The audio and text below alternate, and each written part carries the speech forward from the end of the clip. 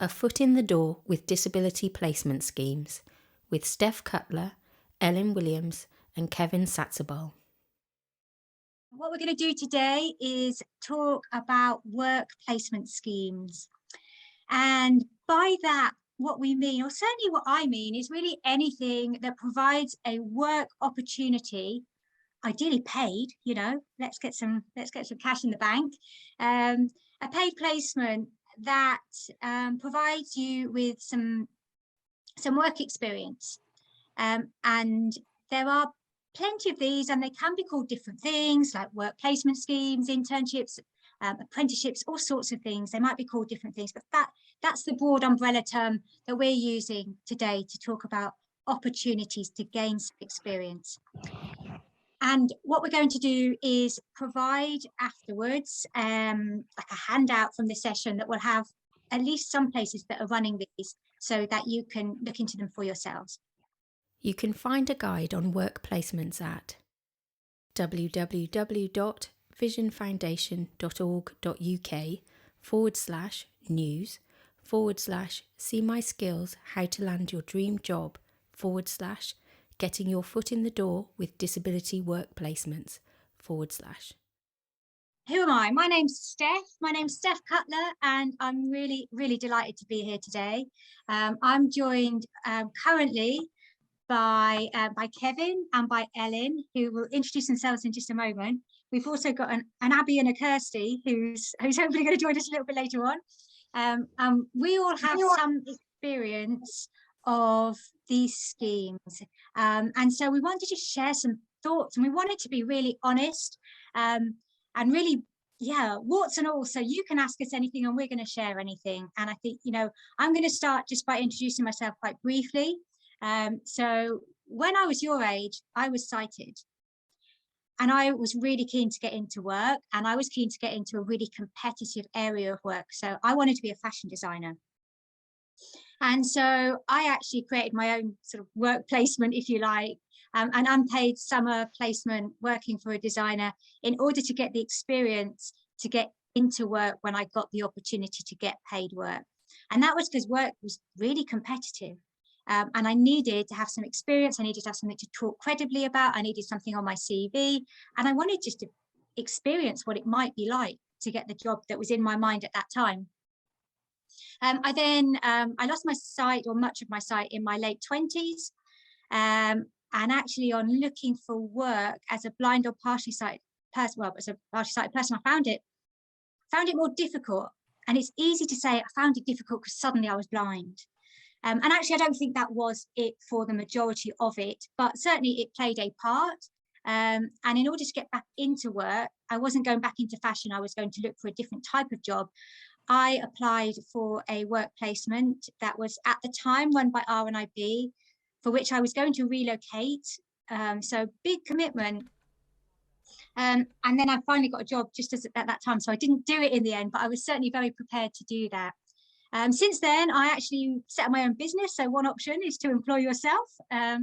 And I also have been head of employment at Thomas Pocklington Trust and worked to get their internship program improved and able to be an external program. So that's a little bit about me. I have some thoughts on this, but so have my fabulous panelists. So I'm going to ask Elin and Kevin just to very briefly just introduce themselves, say hello, and then we'll crack on and we're going to have a conversation with them. So Elin, hi. Hiya, Steph, and everyone else as well. My name is Elin. I am visually impaired. I was born with a degenerative eye condition, so I've been VI from birth. And I work for Look UK, one of the charities running this event today, and I work as a volunteer manager. Thank you so much. Thank you, Kevin. What about you? Could you say a few words? Yeah, hello everyone. My name's Kevin. I'm a production trainee at the BBC. I'm only 2 months in. I can't believe I'm saying those words because it's been a dream of mine for a long time, and I'll talk about this more, but fourth time lucky. So keep that's my first tip, is keep applying, but I'll talk about that more in depth. And my background is I'm also a musician. Beforehand, I worked at Thomas Pocklington Trust, like Steph did as well. I worked for Look as well in marketing. So really happy to be here. So first of all, then, we have a panelist who's been on a work placement scheme, who's been there, done that, and we've got that's Elin, and we've got Kevin, who is currently in one. So really amazing opportunities to talk to them about it. And I'm going to start by asking, could you just say a little bit about the scheme? So Elin, the Change 100, could you just say a little bit about what it is? Yeah, sure. So the Change 100 programme is it's run by a charity called Leonard Cheshire Disability, and it's a work placement scheme for disabled students and graduates. So it's for anyone with any sort of disability in their final year of uni or having just graduated. And what it is it's a programme that provides a paid work placement for up to 3 months, but also includes professional development opportunities and mentoring as well. So it's a really, really good kind of step into employment.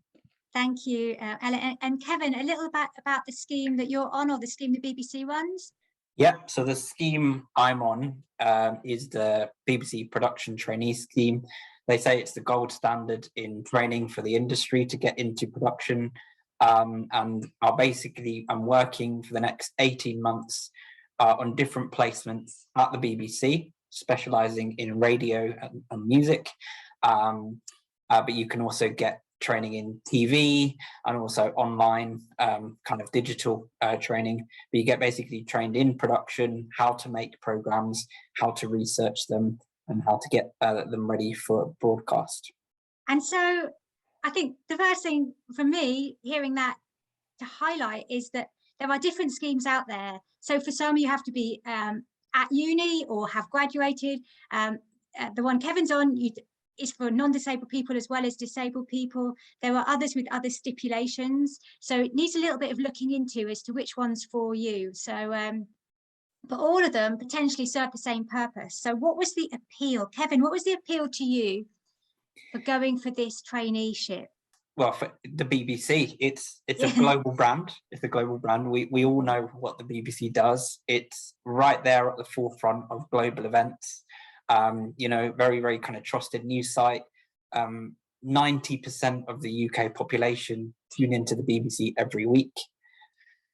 So that's a huge, huge reach, and they keep expanding it. So I was just very, very excited to be trained by an organisation that I was, tuned into as a kid. I used to listen to Radio 4 as a kid, watch BBC, sports and all this stuff. And I was just very excited because I've loved radio and I've loved the media, to be in an organisation that could give me that training.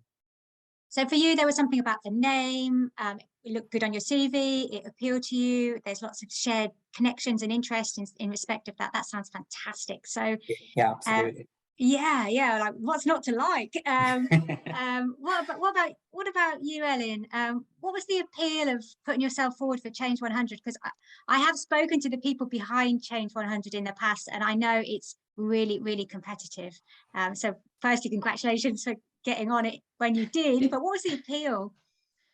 Yeah, I think for me it was, so I was, at the time of applying for Change 100, I just finished uni, I'd just come out of, just graduated, and I was really kind of applying for anything and everything.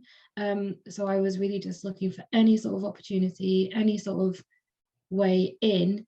And this came, I found Change 100, and it just seemed really a good opportunity as like to get your foot in the door, but also, and because there's mentoring and professional development involved as well, it seemed like a way to get into work that had a lot of extra sort of perks. So that's what really appealed to it. Appealed me to it. To be honest, was just like a way in. Yeah, no, absolutely. I'm glad you used a step in the door, because I think that's our title of our workshop. So absolutely brilliant. What was the application process like? So for Change 100, it's very similar to a mainstream grad scheme. So there was an application that you have to get in before January. And then if you get through the application stage, then they invite you to an assessment centre. So an assessment centre is where you might go and you have to kind of complete like group tasks, and then you're assessed on how you complete the group task, but also how you interact with people to kind of demonstrate team working and things like that. And then there's also an interview element. So it was quite involved, and it was quite nerve-wracking because it was the first time I was doing something like that. And then so after you go through the assessment centre, if you're then successful and shortlisted again, then after at that point, then you're interviewed again for things like your preferences for what sort of area of work you'd like to go into, or what sort of area in the country you'd like to go to as well, because it's a UK-wide scheme. So you get to state your preferences, but it is a bit of a lottery, and then they'll match you with an employer that will kind of that happy to take you on. So you get to state your preferences, but there's no sort of guarantee. So yeah, it was quite a long process as well, from doing the application and then going through the assessment centre and the interview, and then finally being matched with an employer in sort of May, June time. But yeah, it's a lot of kind of nail biting. It's no walk in the park, is it? No, and kind of trying to, there's no guarantee, so I was still applying for lots of different things at the same time as well. Yeah, but an amazing opportunity, and one in which is a springboard, or potentially a real springboard into other things. So we'll come to that, but I'm keen to ask the same thing to Kevin. So the application process, would you talk us a little bit about that, Kevin, please? Yeah, absolutely. So a lot of kind of parallels with Elin's experience. Okay. Very long process. I submitted my first online application in April last year, and that's kind of like where they kind of get in a sense of you. Why do you want to apply? Like, who are you? What stories do you want to tell? Stories is very, very big in the BBC. They really want your ideas, and they want your personality to come through. You don't know whether you'll get this question, but to give you an example, one of the questions was like, what's your superpower? So they really want you to think outside the box for those kind of questions. And then after that, there was another online session that I had to do, which involved like a video, and again, answering more questions. And this was more kind of like, how much are you listening to the BBC? What kind of content do you listen to? And then the third round was an assessment centre as well. And this was, again, like Elin said, about, they were assessing how you interact with other people. And we had to kind of pitch an idea and put forward a program idea to the team, and then all of us pitched ideas, and then we all had to kind of come up with the one we liked and pitch it to the team, and we had something like 10 minutes to do that. So the conversation was very, very quick.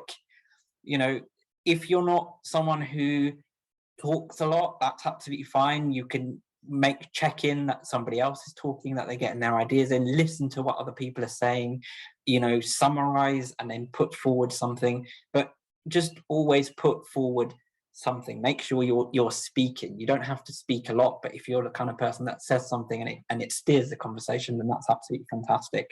And then we had an interview, which again was all about getting your sense of have you got your passion, what are you listening to? That was a big thing.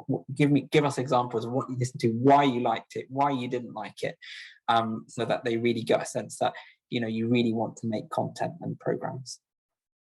Great stuff. That's really interesting. Thank you. Thanks, Kevin, for sharing that. So I'm also keen to know, because we've all got our impairment. Kevin, yours isn't in an impairment specific scheme. Elin, yours was. So whether it is or isn't, we're living with our impairment. And how does that play out? Does it put you off? Did it put you off? Did you think about, do I really want to go on a scheme for disabled people? Or did that appeal to you more so? How was it going for a mainstream scheme, Kevin, with your impairment? I'm just like briefly, but some things around how that impacted your decision making and how you presented yourself. So for me, there were lots of already role models, or a few actually, that I was kind of looking up to that already worked at the BBC, and that was really special. So people like Gary O'Donoghue, who's the Washington correspondent, someone like Sean Gilly, Damon Rose, who used to work at BBC Ouch, great visually, Peter White, of course, who's talking today, who presents In Touch. So real great role models that I go, well, if they can do it, why can't I do it? And I also heard that the BBC are very positive about disability. They really want to increase the amount of people that kind of work with a disability. And I thought, well, this is great. You know, there's people that are already doing it. They seem to be really positive, and that really gave me a boost. But I think, yeah, having those role models and saying, actually, you know, I want to follow my dreams. That was my key thing, even if they hadn't been that positive. And I have applied to other jobs where I haven't really known how positive they've been about disability, but it didn't matter. I've just kept going for the jobs that I've wanted to do, because it's just really important to follow your passion. You're going to be there 8 hours a day, 5 days a week for a long time in your life. So you really, really want to be in a position where you're happy. And so, yeah. Yeah, you want the right organisation. You want to be a good fit for the role and the organisation, don't you? Absolutely. Yeah. And I would say everybody does.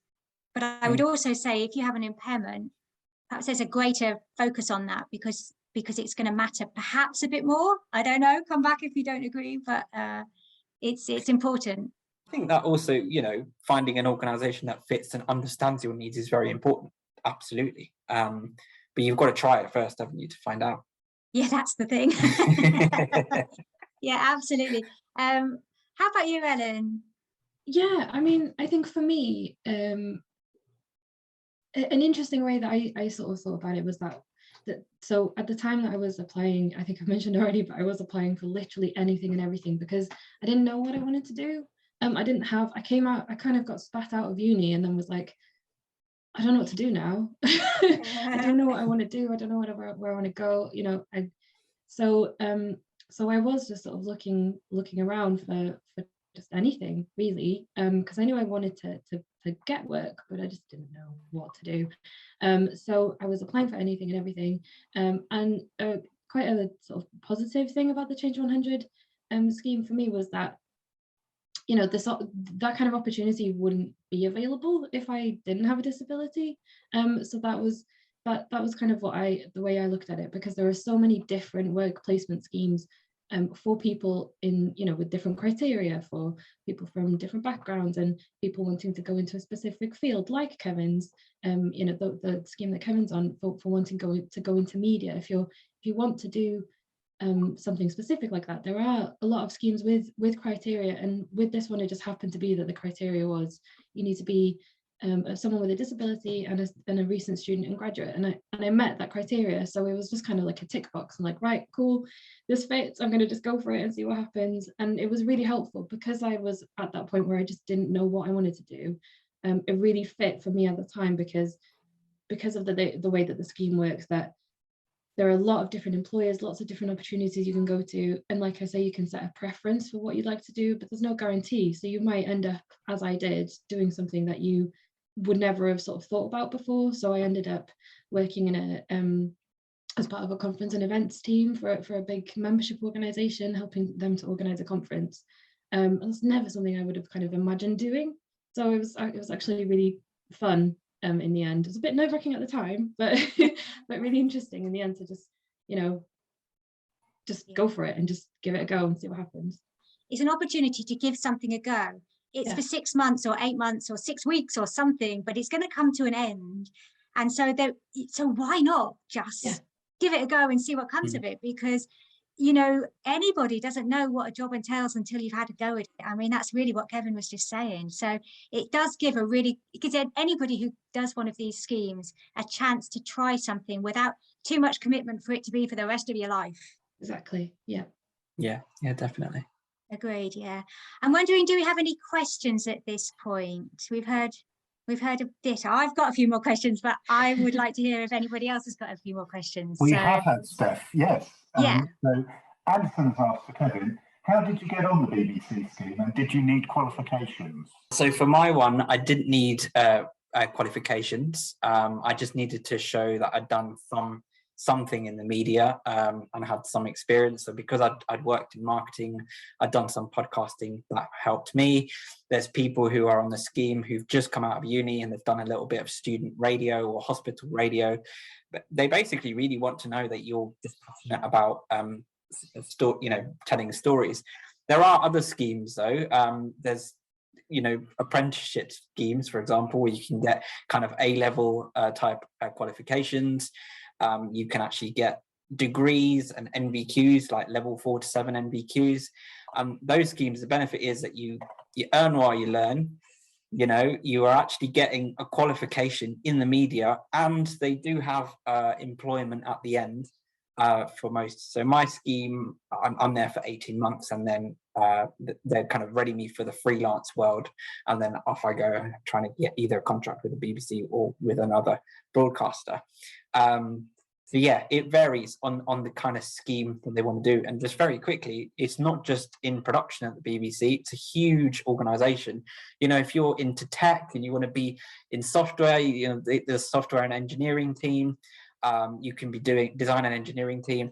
You can be in software design, you could be a data analyst. If you're in the business team, you want to be an administrator. There's lots of roles. You want to work in HR. There's so many roles at the BBC. So it's not just about making the content, it's also about supporting the making of the content. Thank you for that, Kevin. Any other questions? Yes, a question from Haydar. Did any of you have to apply to Access to Work? Good question. Yes, yeah. Absolutely. So I'm going through that process at the moment. Even though I started as soon as I heard that I was doing the job, so it can take a little bit of long time, but I have applied because I need some equipment, like a braille display so I can read scripts and so on, and also a support worker, because there are some systems that are not very accessible, sadly. They're being worked on, but they're not quite. So yeah, and things like that. And if I'm going out and about on location, I'm going to need a sighted guide. So yeah, definitely applying for Access to Work. Yeah, and you, Elin? Yeah, so my situation was a bit different because the placement that I did was only 12 weeks long, so it's not very long, and 12 weeks is at the moment the time that you're expecting to hear back from an Access to Work assessor before you start the process. So I did start the process as soon as I knew that I was going to do the placement, but there was a very quick turnaround. I think I found out what my placement was I think mid-May, and then I needed to start at the start of July. So it was quite a quick turnaround.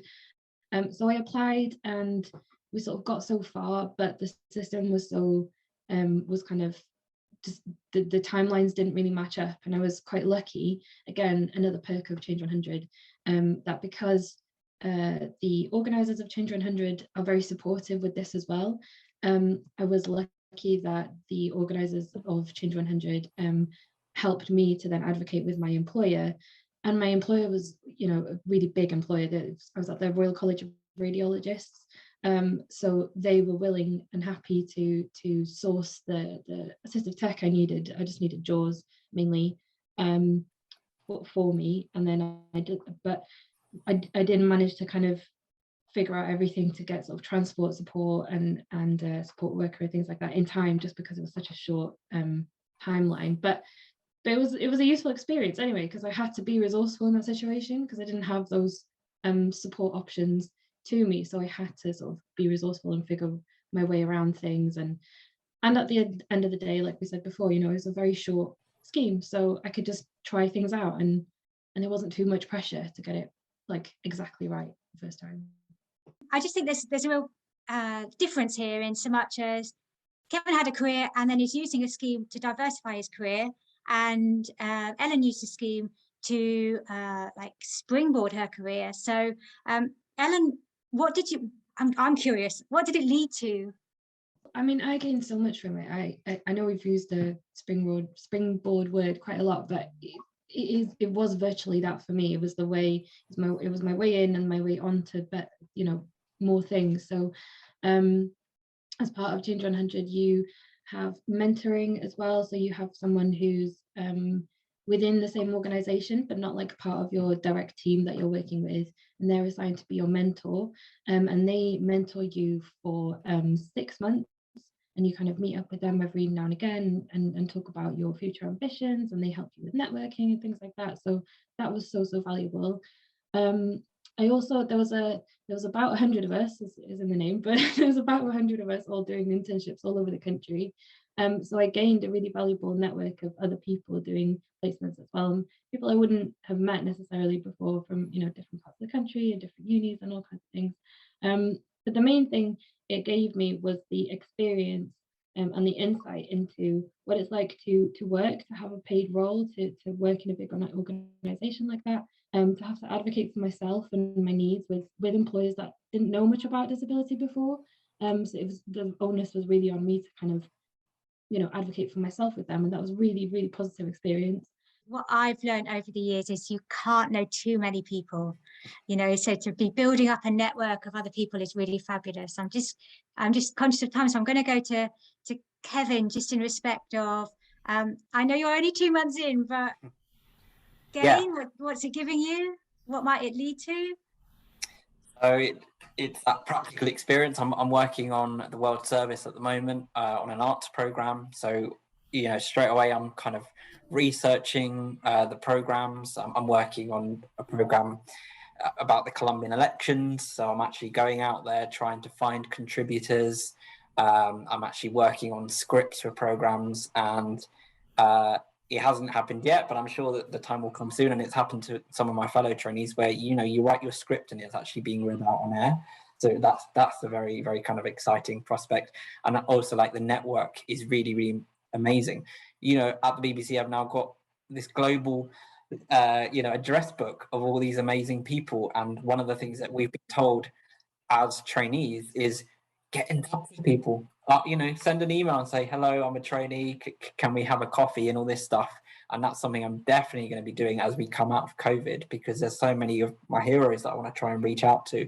And you can talk to your manager as well about going to observe programs and volunteer for programs and stuff that you really like, you know. So I'm a musician. I want to go and see people playing in Radio 3 and seeing what amazing musicians come through. So trying to arrange that at the moment. So that, you know, I think that's really key, networking, and just putting yourself forward and volunteering as much as possible. Yeah, I think so too. And I think one of the things that actually it is harder if you're blind or partially sighted as a young person setting out in the world of work is getting work experience. Because when I was sighted in your age, you know, I could get work in a bar, in a restaurant, and that wasn't what I wanted to do as a career, but it was giving me that experience. It was giving me something to talk about. It was giving me an idea about what the world of work felt like. And I'm not saying it's not possible to get a part-time job or to get any work experience, but it is harder if you're blind or partially sighted. And so actually sometimes that can be a disadvantage. So doing a scheme, something like this, can give you that work experience, and it's much more credible, much more exciting work experience than a bar job anyway, but it just enables you to have something to put on your CV, to talk about. It can help your confidence, it can understand the dynamics of work, and which can be daunting when you're just starting out or diversifying your career. So I'm just going to put one more call out. Is anybody got any final questions? Yes, there are a couple of more questions that have come through. One from Lacey. Do you have to be under a particular age for Change 100, which Elin has kindly answered in the chat, saying I don't believe there is an age limit. There's also a question for, where do you actually go to find apprenticeship or placement schemes? Where do you look? Oh, yeah. So I'm going to jump in there in so much as to say that we are going to provide a starting point for you. So some that exist that we know about, we'll share with you after today. But I will just share one quick experience that I've had. So I'm not currently looking for one, and yet things are coming in my Twitter feed, you know. So, you know, who are you following on Twitter? Who are you following, you know, who are you friends with on Facebook and so on? Because something's just come into my Twitter feed about Thomas Pocklington Trust have got some live placements now that the deadline hasn't been and gone. There's a few in different parts of the country. So yeah, it's just that thing about being really mindful about who you're following, where are you looking, what are you Googling, and that's where your network can come in. Who do you know who might know?